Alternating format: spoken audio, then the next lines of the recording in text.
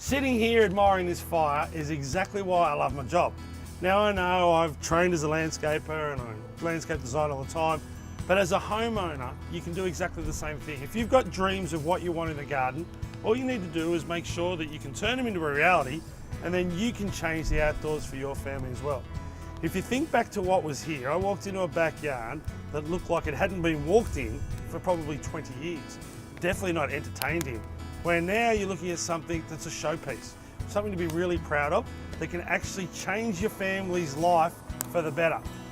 We all live in a busy life with traffic and phones to our ears and screens in front of our faces, and it's really important that we have somewhere where we can go, take our shoes off, sit back and relax, play with the dog or the kids, and just be yourself.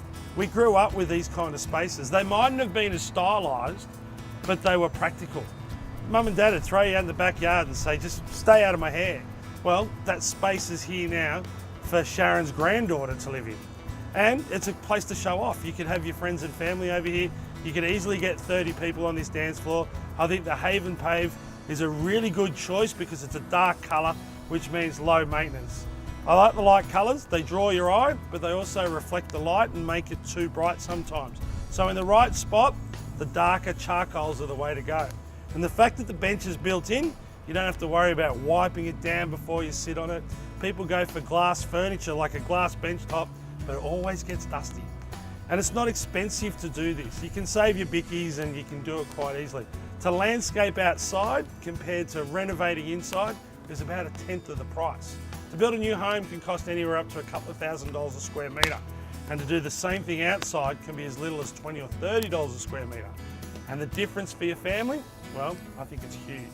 If you put a kitchen in, the best it's ever going to be is the day you build it. If you put a bathroom in, the best it's ever going to be is the day before you use it. Where if you put a garden in, it's going to grow, it's going to get bigger, screen off the fences, give you privacy from the neighbours, hide the shed. All those things are massive bonuses to your lifestyle, plus the value of your property. If we walk around and have a look at it, straight off the bat, either side of the bench, I've got some Buxus. It's Buxus japonica, it's the fastest growing out of the lot. And what I wanted to do is form a little hedge that'll be exactly the same height as the bench, which makes the bench look 3 times the size, but it'll also soften it because you'll have green either side of it. Off the pavers, we've got a nice slab of lawn, Sir Walter, right around the property. Not a huge lawn that's going to require a heap of maintenance for Sharon. And if it was a family garden, I'd probably make it about twice as big. Maybe move the circle to one side. But because it's not a family garden, I've made this front and centre to capitalise on the most amount of sunshine. In the garden, well, every plant, I reckon you'd find it in a roundabout in Canberra. We've got sacred bamboo or Nandina domestica. They just clump up. They max out at about 600 mil high and 600 mil wide. So if you look how close we've planted them, they're going to eventually join each other. There'll be no pruning whatsoever because once they get here, they just stop growing. So once this becomes one big clump, it becomes one big clump that's weed free. And because they grow in roundabouts, that means that they're drought tolerant because our councils aren't the best waterers in the business. This little burgundy one's Loropetalum. I love it. It'll get to about 2 metres tall, gets a profuse pink flower on it right through spring into summer. In those months of the year, it'll look more pink than burgundy. It kind of looks like someone's put the Christmas lights out, and again, they'll clump up and fill this space, so when they're full, there'll be no weeding. We've got Lirio, which clumps up, it sends out runners, and this area will fill up with that, and it gets a little pink or purple flower. More of the Loropetalum. Lamandra tanica is a clumping plant. It gets about 800 mil high and about 1 metre wide, no pruning. And we've got some citrus along the fence line now. I'd hope that they get up higher than the fence, and who knows, maybe the kids will pinch the fruit that's on the other side like I did when I was a kid.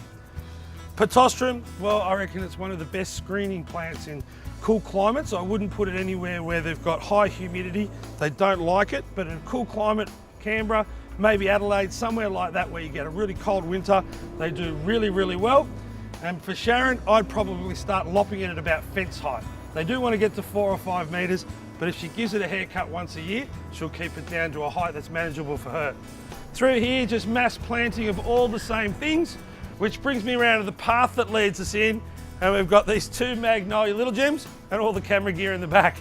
But these will grow up to about 4 or 5 meters and hopefully even create an arch where they grow up and you walk underneath them, giving you this sense of grandeur when you walk into the backyard. Kind of defining it from the back of the house and making it a garden. Now, if you don't know where to start, Adbri Masonry's got its own YouTube channel where we've got heaps of tips and tricks on how to do all the different projects.